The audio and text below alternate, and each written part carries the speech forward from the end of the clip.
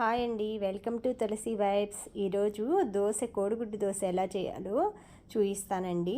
అందుకోసం దోశ పిండి, కోడిగుడ్లు, ఆయిల్, ఉప్పు, కారం తీసుకున్న దోశలు అయితే పాన్ మీద పోసుకున్నానండి. ఇప్పుడు ఒక గిన్నెలో సాల్ట్, కొంచెం కారం వేసుకోవాలండి. ఫస్ట్ ఈ విధంగా బౌల్లో కలిపేసి పెట్టుకుంటే మనకి దోశ పైన ఉప్పు కారం కారంగా విడివిడిగా లేకుండా బాగా మిక్సింగ్ అవుతుందండి. ఇలా మిక్స్ చేసుకొని ఉప్పు కారం అందులో ఎగ్స్ కొట్టి పోసుకోవాలండి. మనకి మనుషులను బట్టి ఎగ్స్ కొట్టి పోసుకొని ఈ విధంగా దోశ కాలిన తర్వాత మిక్స్ చేసుకున్న ఎగ్ మిశ్రమాన్ని ఇలా దోశ మీద పోసుకోవాలండి. అలా పోసుకున్న తర్వాత దాన్ని కొంచెం కాగిన తర్వాత ఆయిల్ వేసి తిరగేసుకోవాలండి దోశని పెనం మీద. ఈ విధంగా తీసుకున్న దాన్ని ప్లేట్లోకి సర్వ్ చేసుకోవాలి. ఇలాగా ఎగ్ దోశలు ఈ విధంగా దోశ పిండి పోసిన తర్వాత ఎగ్ని పోసి స్ప్రెడ్ చేసుకోవాలండి. ఇలా దోశ పిండి విత్ పల్లీ చట్నీ రెడీ అండి.